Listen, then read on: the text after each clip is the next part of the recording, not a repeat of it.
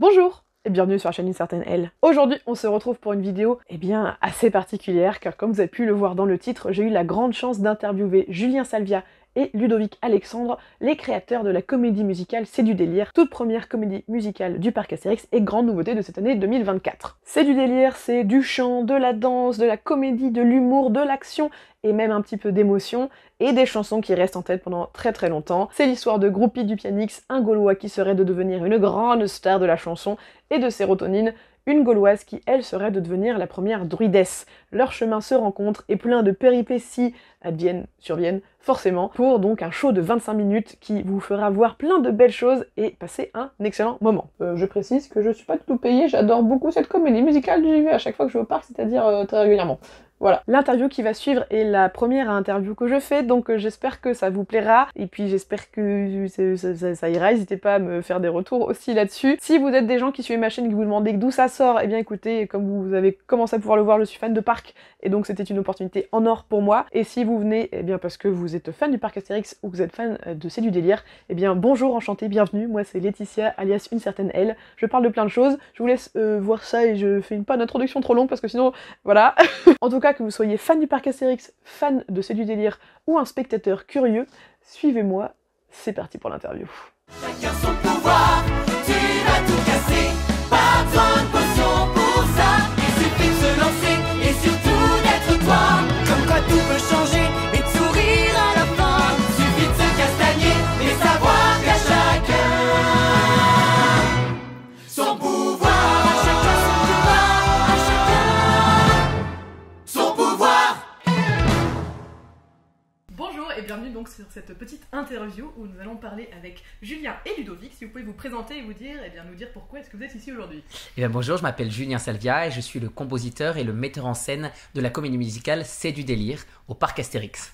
Et en ce qui me concerne, je m'appelle Ludovic Alexandre et je suis l'auteur de C'est du délire, spectacle aussi sur lequel j'ai eu la chance d'assurer le rôle de directeur de casting. Eh ben, on a quelques questions, donc on est un peu sur du casting, un peu sur le fonctionnement, la création d'une comédie musicale. Donc on va commencer par le truc le plus gros. Comment ça se passe, la création d'une comédie musicale dans un parc d'attractions, genre de l'idée jusqu'à la première représentation? On a été contacté pour faire un appel d'offres. Donc on a d'abord écrit 2 chansons, on a écrit 2 scènes et un synopsis qu'on a présenté, qu'on a joué devant les gens qui allaient nous choisir. À partir de là, une fois qu'on a été pris, c'était 2 mois après, on a entamé l'écriture de tout le spectacle qu'on a fait valider étape par étape par les éditions Albert René. Ensuite, on a pu travailler sur tout l'aspect mise en scène. Donc on a travaillé sur les décors avec les scénographes. On a commencé à parler des costumes avec la costumière. On a parlé un peu de tout. On a rencontré les gens qui allaient faire la lumière et tout ça. Et petit à petit, on a construit le spectacle comme ça. Et jusqu'à ensuite travailler avec les acteurs, une fois qu'on a fait le casting. Avec une partie des acteurs, on a monté ce que j'appelle le monstre. C'est-à-dire en fait c'est un grand mot. C'est-à-dire le spectacle en fait en salle de répétition, sans costume, sans décor, sans accessoires. Juste le squelette pour voir comment ça rend. On a monté les chorégraphies avec la chorégraphe qui est Yoon Seong. Et une fois qu'on a préparé tout ça, tous les acteurs sont arrivés et on a répété ensemble. On a répété la musique, on a répété la chorégraphie, on a répété la mise en scène. T'as oublié l'enregistrement d'orchestre entre deux. Ah oui, j'ai oublié l'enregistrement d'orchestre, bien entendu, fort, la production de la musique. Il y a beaucoup de choses pour une comédie musicale, c'est vrai, donc forcément on en oublie. Plus gros, à dire. Et ensuite, une fois que tout était répété, on a tout mis ensemble. Et là, c'est le moment assez magique, c'est que quand tout le monde un peu a répété séparément, on a répété le ballet des décors. Ce que j'appelle le ballet des décors, c'est les décors qui bougent dans tous les sens, à vide, sans les acteurs. Ensuite, on a travaillé avec les acteurs sans décor, sans costume, sans perruque, sans maquillage. Après, on rajoute tout petit à petit. Et ensuite, on rajoute tout petit à petit et tout se met ensemble. Et c'est ça qui est assez magique. Si on fait très simple pour garder un peu ça en mémoire, c'est un projet qui a pris 3 ans de développement. La première année, en gros, c'est toute l'écriture du script, des chansons, avec toutes les validations que ce soit avec les équipes du parc. Donc dans les équipes du parc notamment, il y avait Hervé Bruno qui était le directeur du spectacle et puis producteur du spectacle, mais bien sûr il y avait tout le board je dirais du parc, que ce soit Delphine Ponce notamment, que ce soit Guy Vassel, Sébastien, voilà, un peu tout le monde quoi. Voilà, un peu tout le monde. Donc ça c'est la première année. La deuxième année ça passe vraiment sur tout ce qui est production, comme Julien disait, c'est toutes les interactions avec les équipes techniques, la fabrication des corps, costumes, etc. Et la troisième année, c'est là où on rentre dans la création brute et dure du spectacle avec les comédiens une fois le casting fait. Et donc toutes les choses pratico-pratiques de délivrance de la musique orchestrée, des décors, de l'installation. Donc voilà. Donc en gros 3 ans avec la réalisation. 3 phases en gros. Ouais. Et du coup, vous parliez tout à l'heure de l'appel à projet. À quel point c'était libre, à quel point c'était vraiment genre juste on veut faire comme musical et puis débrouillez-vous. Alors, il y avait un cahier des charges, notamment sur la durée, sur une logique aussi d'exploitation en nombre de personnes, en nombre de spectacles par jour, qui sont des paramètres forcément que nous on prend en compte en tant que créateur pour la logique d'exploitation du show. C'est ce qui nous a amené typiquement à ce que sur une même journée où on a donc un cast de 11 personnes, on a au final à l'intérieur de 11 personnes 2 groupies du Pianix et 2 sérotonines et ils changent à la mi-journée. Mais par rapport à l'histoire, par exemple, rien n'était prédéfini. On savait que ça devait être un spectacle de théâtre musical qui racontait une vraie histoire avec des chansons, de la danse, etc. Donc tous les codes de la comédie musicale, et qui devait avoir lieu dans l'univers d'Astérix. Ok. Exactement. Donc c'est vous qui avez trouvé comment faire danser les Gaulois, tout ça. Exactement. Tout à fait. Exactement. L'idée de la potion musique qui fait chanter les Gaulois, c'est ce monsieur. Voilà. Il faut rendre à César ce qui est à César.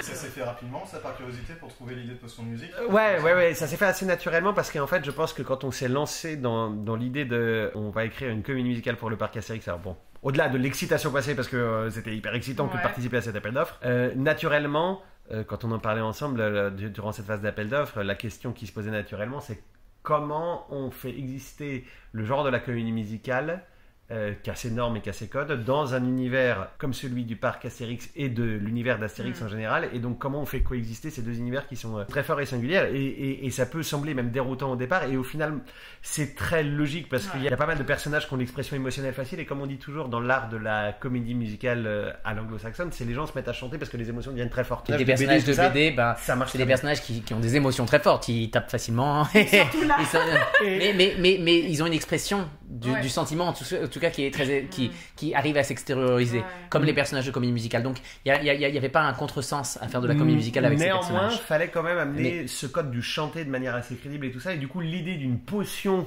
vu que c'est un artefact qui est utilisé dans plein d'albums et dans plein d'histoires autour de l'univers d'Astérix, forcément à un moment se dire il y a une potion qui peut transformer les gens en créateurs de comédie musicale, c'était un ressort dramatique qui était venu assez naturellement.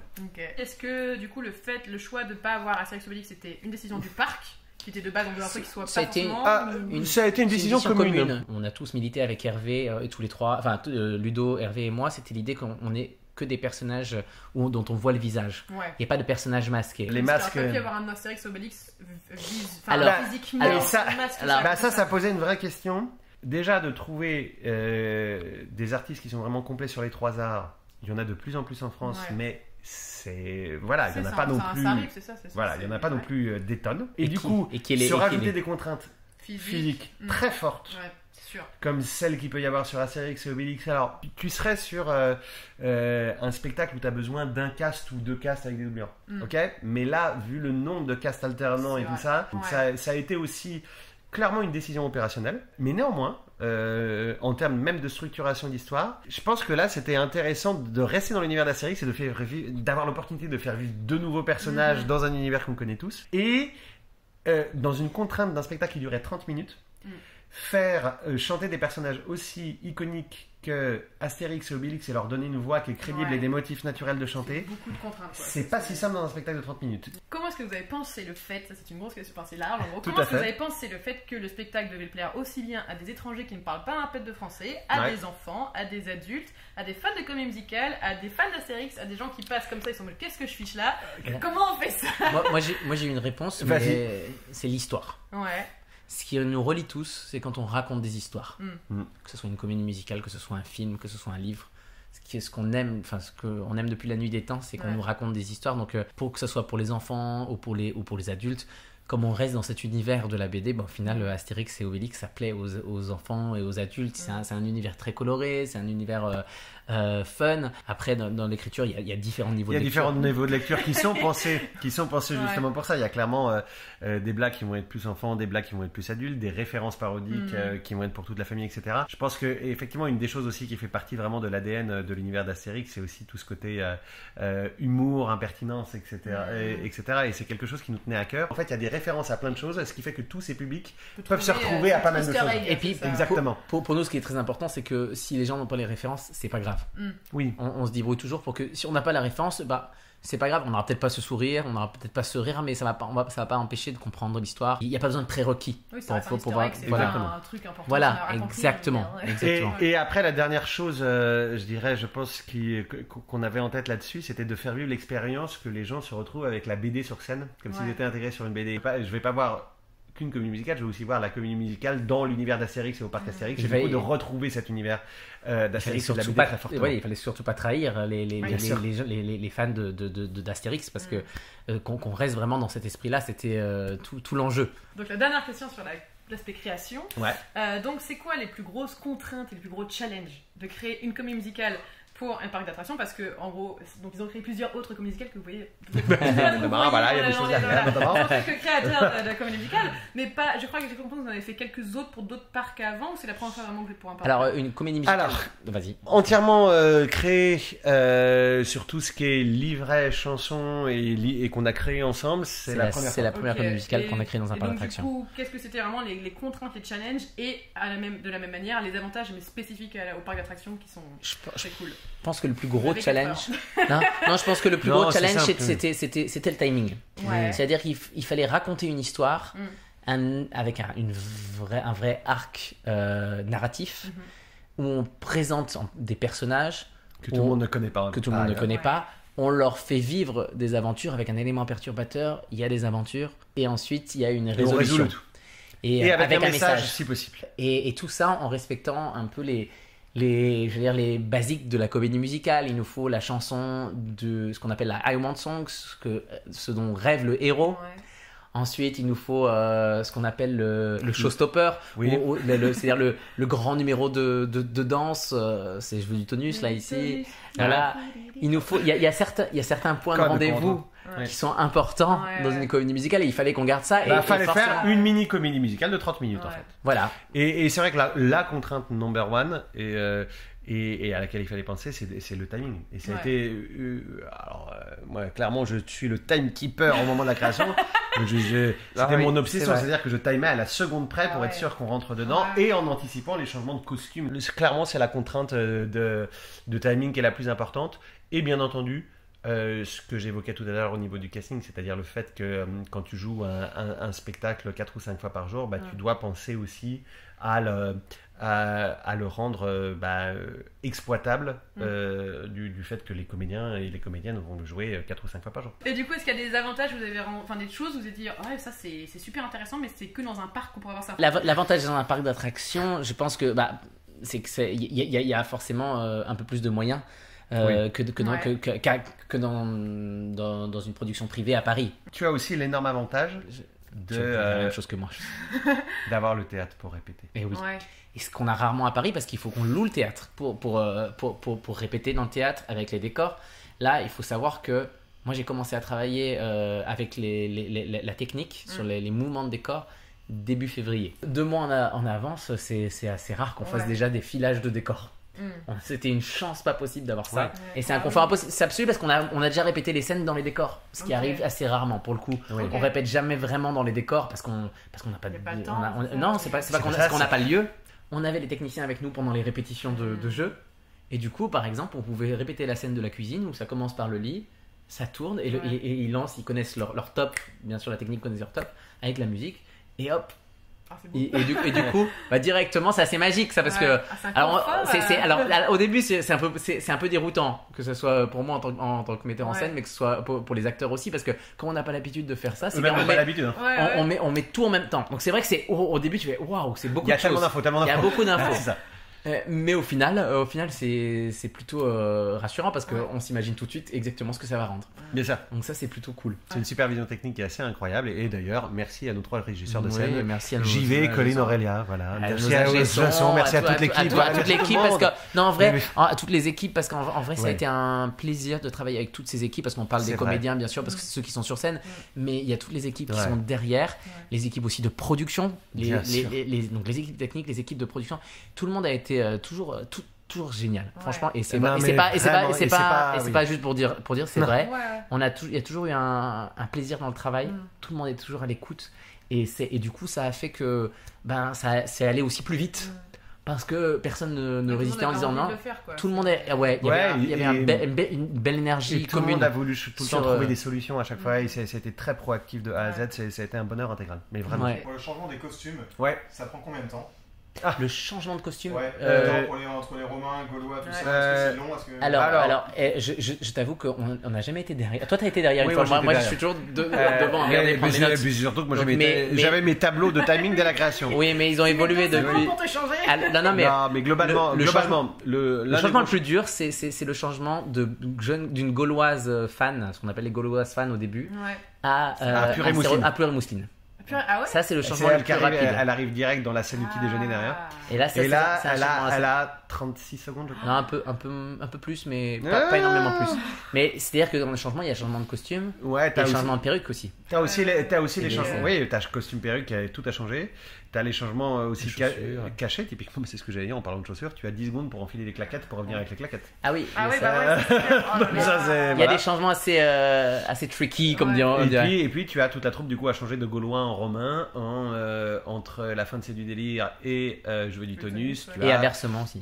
Et inversement, pour ces deux changements, tu as 1 minute 30 chacun. Le plus gros changement, où il y a le plus de monde, c'est entre Je veux du tonus et la fin. C'est vrai.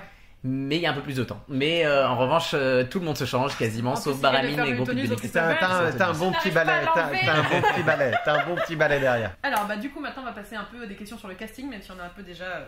Voilà. C'est normal. Continuons, de toute façon, on est comme ça ici. Alors, comment a été fait le casting? Alors, Roupie du Pianic, alors en tout, on a donc 43 comédiennes chanteuses et comédiens chanteurs.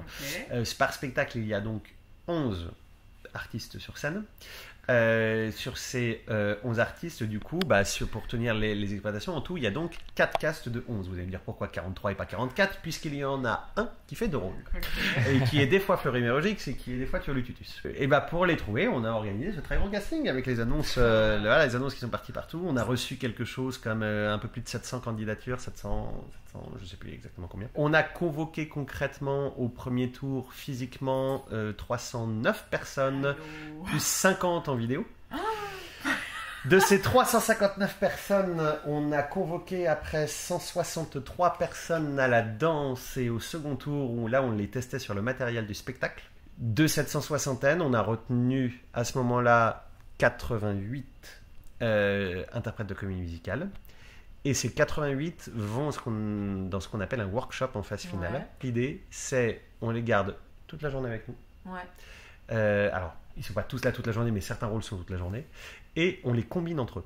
De telle sorte qu'on voit aussi qui match ensemble, de voir aussi à quel point les personnes sont réactives en fonction des différentes propositions qu'on y a en face, parce que par nature, les cases vont alterner et tourner, donc c'est hyper bien de voir comment les gens répondent entre eux, etc. Et même si, déjà ces 88 étaient super bien, toutes et tous, et on a convergé au final vers les 43 qu'on a la chance d'avoir et avec qui on a eu un bonheur infini à créer ce spectacle. Du coup, tu l'as su à partir de quand que telle personne allait faire groupie, en tout cas Dès le départ, tu les orientes. Okay. Dès le départ, tu les orientes, et même eux, dès le départ, on leur demande de candidater sur tel ou tel rôle. Et après, on peut les réorienter au-delà de leur candidature. Il y en a qu'on a réorienté. Et heureusement d'ailleurs, parce qu'ils auraient peut-être pas eu le rôle. Et on s'est dit, tiens, il ferait bien de tenter là-dessus. Et ça a marché. Il y en a qui se reconnaîtront. Au début, donc on pensait que c'était un peu des duos fixes, Sérotonine et Complimé, ça fait pas du tout pour lui. Est-ce qu'il y a quand même des duos plus ou moins, chacun ils ont un peu leur duo, mais selon les dates ils tombent dessus machin, ou c'est vraiment...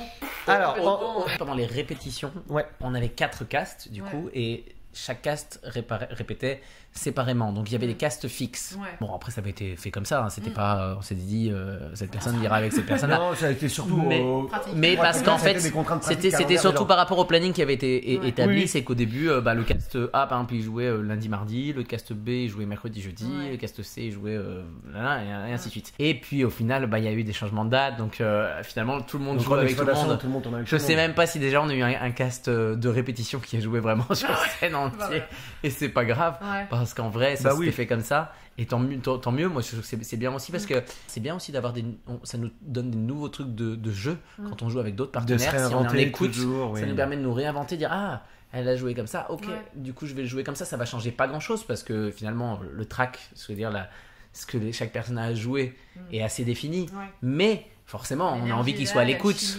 l'alchimie, donc des fois ça va donner un nouveau souffle, et puis c'est ça qui est intéressant, parce que c'est quand ça vit que c'est intéressant. C'est vrai que du coup ça fait le côté ça change à chaque fois, parce que du coup donc moi je l'ai vu 4 fois moi déjà. Je l'aime beaucoup, et vraiment alors, j'y vais vraiment à chaque fois. Et c'est vrai que j'ai pas encore vu deux fois le même duo de suite, mais il y en a que j'ai vu 2 fois une sérotonine justement, j'ai vu avec 2 acteurs différents, et vraiment le show était pas du tout le même. Alors c'était les mêmes speeches et tout, mais l'énergie était pas la même, parce qu'ils se répondaient pas de la même manière. Et c'est vraiment... Totalement. Mais c'est ça qui est très intéressant, et nous c'est la manière de toute façon dont on aime en plus travailler avec les gens et diriger les gens en tant que metteur en scène, toi, et même dans la direction d'acteurs, quand on donne des conseils comme ça, des directions, on aime nous toujours amener les comédiennes et les comédiens dans la réflexion de c'est quoi vraiment les états émotionnels des personnages à ce moment-là. Donc du coup le chemin qu'ils ont en termes d'état émotionnel et puis de positionnement technique est toujours marqué, mais après eux ils vivent à l'intérieur de ça, et leur propre perception de chemin émotionnel et de comment ils vont voir l'énergie en face, ça va amener des couleurs différentes. Donc en gros c'est très réglé, c'est très millimétré, mais avec cette liberté et après des fois on essaie, en fonction des gens, on essaie de les ramener un peu différemment vers le personnage, c'est-à-dire que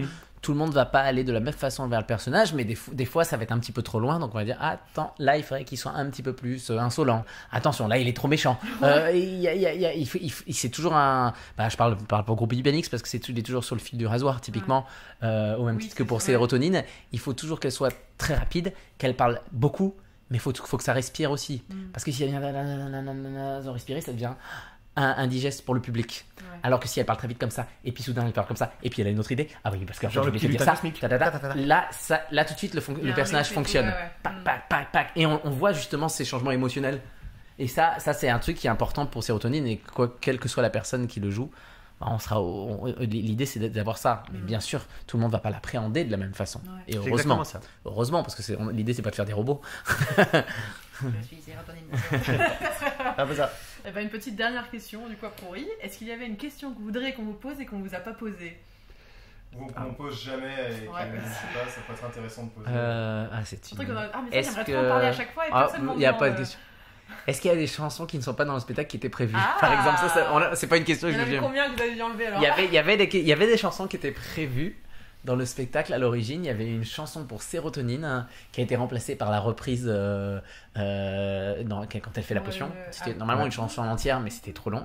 Et il y a aussi une autre chanson qui était prévue par Ludo à l'origine dans le premier synopsis, qui s'appelait Aimer un Romain c'est beau. Et là je lui ai dit, mais Ludo, on n'a pas le temps. C'est vrai. Et donc il est juste devenu à l'intérieur de 25 minutes. Aimer un Romain c'est beau, juste à l'intérieur. Et voilà, c'est devenu juste cette petite intervention. Mais ce qui du coup a donné cette idée de mettre ces quelques parodies que musicales à la fin de C'est du délire. Voilà. Ok. Donc voilà, ça c'était une question qu'on aurait pu poser, mais bon, je sais pas, j'ai nous pensé à avait ça. point posé. Donc allez voir C'est du délire, et puis écoutez aussi parce que les musiques elles sont très très cool. Merci. Ça fait 4 semaines quand je les ai en tête tous les jours. C'est très gentil. Ça fait plaisir. Si vous voulez faire des covers, sachez qu'il y a toutes les versions instrumentales. Il y a les versions karaoké. Donc amusez-vous. Ouais, amusez-vous, ça me fait hyper plaisir. Des petits TikTok, des petits Insta, hashtag C'est du délire. Voilà. Exactement. Un dernier petit truc, c'est vrai que ça m'est venu. Est-ce qu'il y a des easter eggs que les gens n'ont pas encore vus? Alors moi je pense que oui. Je pense que oui, mais je ne sais pas exactement la liste que tout le monde a identifiée. Moi j'étais même été surpris qu'il y ait des gens qui voient des trucs dès les premiers jours. Non, c'est par exemple qu'il y ait des gens qui aient vu que dans la musique de pré-show, tous les thèmes sont mis, mais alors que ça faisait 2 jours ou 3 jours que le spectacle est sorti, j'étais waouh, j'ai fait waouh, ils ont vu tout ça, et ça m'a beaucoup touché parce que je dis waouh, c'est bien, c'est cool. Après, les Easter eggs, proposez-moi une liste de Easter eggs et je vous dirai, est-ce que vous les avez tous ou pas? En commentaire, il passera, ça je connais. La liste des Easter eggs, like. Alors pour la 4e fois, allez voir cette vidéo. Oui, allez-y, voilà. On vous attend. On vous attend. En tout cas, merci beaucoup. Merci infiniment. Merci à vous deux. Merci et Olivier, puis, merci allez voir, c'est du délire. Et puis voilà, on suivra après. Vous pouvez les trouver. Où est-ce qu'on peut vous trouver? On a un site si vous voulez. Bah oui, c'est Vidal. www.vidalandsalvia.com. Voilà, vous pouvez découvrir notre univers, voilà. Voilà, et puis on a d'autres comédies musicales en préparation, voilà. Sur lesquelles on travaille en ce moment. On pourra en dire bientôt plus, on espère. On va tout savoir. See you soon. À bientôt. Et voilà, c'est la fin de cette interview, j'espère qu'elle vous a plu. N'hésitez pas du coup à aller voir dans la barre de description le site donc, de Julien Salvia et Ludovic Alexandre. N'hésitez pas également aussi à mettre en commentaire si vous avez trouvé des fun facts, des petites choses comme ça, ou des easter eggs, parce qu'il est possible qu'ils passent vérifier ensuite. Je tiens également à remercier Olivier, donc je vous mettrai aussi son Instagram dans la barre de description, il fait des super photos des spectacles du Parc Astérix et d'autres spectacles, donc c'est entre autres grâce à lui que j'ai pu faire cette interview et vous avez entendu sa voix dans le background. Je remercie aussi forcément Julien Salvia et Ludovic Alexandre de nous avoir donné cette opportunité, c'était vraiment très très cool de les rencontrer et de faire cette petite interview. En tout cas, j'espère que ça vous a plu. Il y en a peut-être d'autres qui arrivent, mais je ne dirai rien sur la présence de mon avocat. Nous, on se retrouve dans 2 semaines pour une nouvelle vidéo, pas du tout du même style, puisque les vacances vont commencer, donc on va aller sur un rythme plus tranquille. Je vous souhaite un très bon après-midi, un très bon vendredi, un très bon week-end, de très bonnes semaines. Et puis, bah du coup, pas de side-gen, bon banquet gaulois.